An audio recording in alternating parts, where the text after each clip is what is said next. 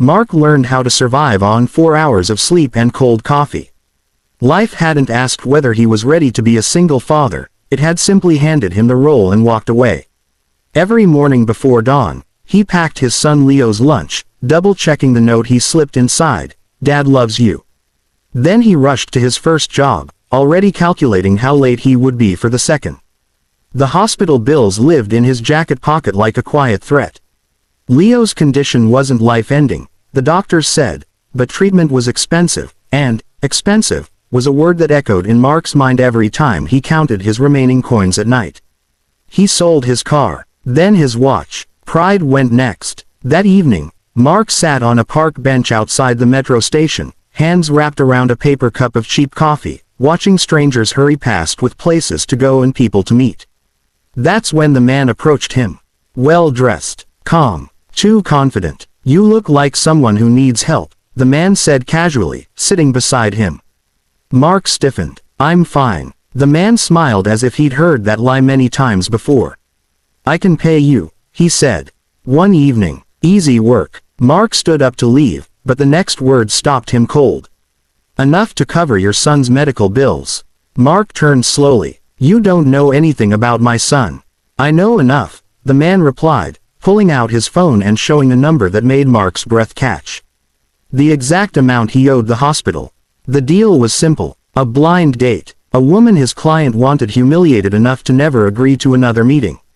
No violence. No cruelty. Just rejection. "She's different," the man added, as if apologizing.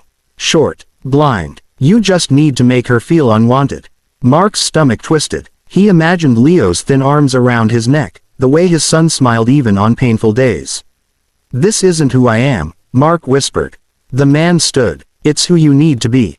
Just for one night." Mark watched him walk away, the weight of the offer pressing down harder than hunger or exhaustion ever had. For the first time, Mark understood how good people make bad choices, not because they are weak, but because they love someone more than themselves. The cafe was warm, filled with the low hum of conversation and the comforting smell of coffee beans and baked bread. Mark arrived 10 minutes early, hoping the extra time would steady his nerves. His hands wouldn't stop trembling. He told himself this was just an act, one evening, one role, and then he could walk away with his son's future secured. Still, the lie tasted bitter before it had even been spoken. When the bell above the door rang, Mark looked up, and his breath caught. Anna entered slowly, her white cane tapping gently against the floor, each step careful but confident. She was very small, barely reaching the height of the tables, yet she carried herself with quiet dignity. Her dark coat was neat, her hair neatly tied back, as if she had taken special care for someone she had never met. Mark stood without thinking. Instinct overrode intention. "Hi," she said, turning toward his voice with a soft, searching smile. "You must be Mark." "Yes," he replied quickly. "Anna," she nodded. "Thank you for waiting." As they sat down, Mark became painfully aware of his own breathing. The plan replayed in his head: be distant, uninterested, uncomfortable. But the way Anna folded her hands on the table, the way she tilted her head to listen, made cruelty feel impossible. "I know people sometimes leave when they see me," Anna said calmly, as if commenting on the weather. "So I just want to say, thank you for staying." The words struck him harder than anger ever could. Mark swallowed. "Of course," he said, though his voice cracked slightly. The waitress arrived, and Anna ordered confidently, memorized menu and all. When she laughed softly at a joke Mark hadn't meant to tell, he felt something twist inside his chest. "I like first meetings," Anna continued. "They tell you a lot about people. Not by what they say, but by what they choose to notice." Mark looked at her then. Not her cane, not her height, not the differences he had been paid to exploit, but her expression. Open, hopeful, brave. For the first time that evening, Mark forgot about the money. He forgot about the man in the park. All he could think was one painful truth. He had come here to make someone feel small. And instead, he was the one who had never felt more ashamed. Mark reminded himself why he was there. Every time his conscience began to speak, he silenced it with the image of Leo lying in a hospital bed, pretending not to be scared. Just get through this, he told himself. One night, he tried to follow the plan. His answers became shorter. His eyes wandered. He checked his phone too often, pretending to be distracted by messages that never came. The pauses between his words stretched uncomfortably long, exactly as he had been instructed. Anna noticed. Of course she did. I'm not very good at small talk, she said gently, breaking the silence. So I usually talk about what matters. Mark nodded, unsure what to say. I used to be afraid of silence, Anna continued. When I lost my sight, silence felt like being erased.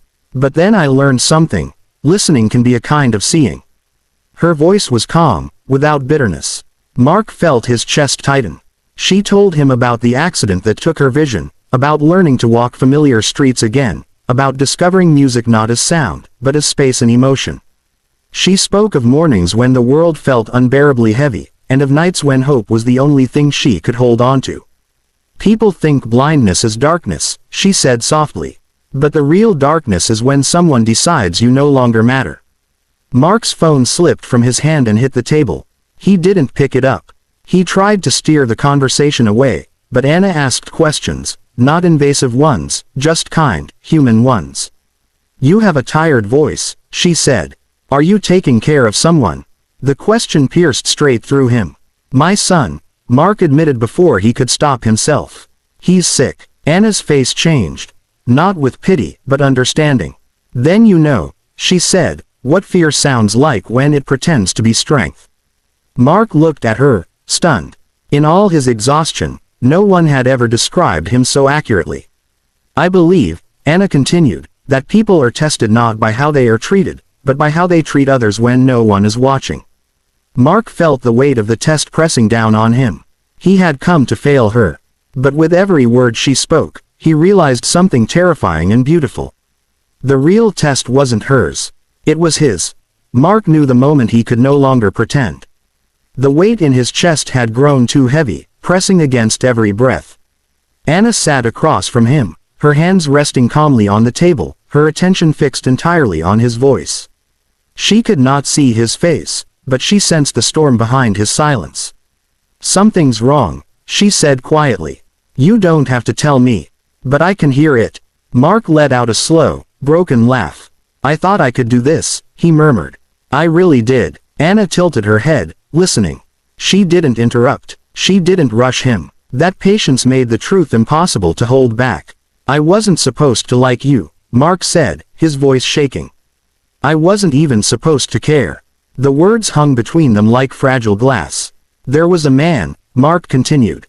He offered me money, a lot of it. He told me to come here and make this date fail. To make you feel unwanted. Anna's fingers tightened slightly around her cup, but she said nothing. I'm a single father, he went on, tears blurring his vision. My son is sick. I didn't know how else to help him. I told myself it wasn't really hurting anyone. I told myself it would be quick. His voice cracked completely. I'm so sorry. Silence followed. Deep, unbearable silence. Mark braced himself for anger, for humiliation, for her to stand up and leave. Instead, Anna reached across the table and gently placed her hand over his. Thank you for telling me, she said at last.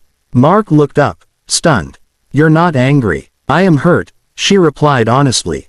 But I'm not surprised. People have been paid to look away from me my entire life. What matters is that you chose to stop. Tears slid down Anna's cheeks, but her voice remained steady. You could have finished the job. You didn't. That means something. Mark covered his face, ashamed. I don't deserve your kindness. Anna squeezed his hand. Kindness isn't a reward, she said softly. It's a choice. In that moment, Mark understood something profound. Truth does not erase pain, but it creates space for healing. He hadn't come to save her. By telling the truth, he had finally begun to save himself. Mark didn't sleep that night. When morning came, the city felt quieter, as if it were waiting for him to decide what kind of man he would be. The envelope of money lay untouched on his kitchen table. For the first time, it looked less like salvation and more like a chain. He thought of Anna's words, kindness isn't a reward. It's a choice. And he made his. Mark met the man from the park that afternoon. Without speeches or explanations, he placed the envelope back into the man's hands. I'm done, Mark said. Find someone else. The man scoffed. "You're throwing away your son's future." "No," Mark replied steadily. "I'm teaching him how to live." Weeks passed. Life didn't magically become easier. Bills still arrived. Fear still visited in the quiet hours. But something had shifted. Mark asked for help. Real help. From charities, hospitals, people he had once been too proud to approach. Then one evening, his phone rang. It was Anna. She told him about a small concert she was organizing, musicians playing in total darkness to raise awareness and funds for people with disabilities, especially children. She had shared Mark's story, without names, without shame. "I hope that's okay," she said gently. Mark couldn't speak. His throat closed as emotion rushed in. The concert changed everything. Donations poured in. Leo's treatment was covered. Volunteers offered support Mark never knew existed. At the edge of the crowd, Mark watched Anna stand on stage, confident and radiant, guiding others through a world they had never tried to understand. Later, as they stood outside beneath the night sky, Mark spoke softly. "I once thought blindness was not being able to see." Anna smiled, turning her face upward. "And now I know," Mark said, "it's choosing not to. Some lives are changed by grand miracles. Others by a single honest moment." That night, Mark realized something he would carry forever. When you choose compassion over fear, you don't just change one life. You create light where darkness once lived.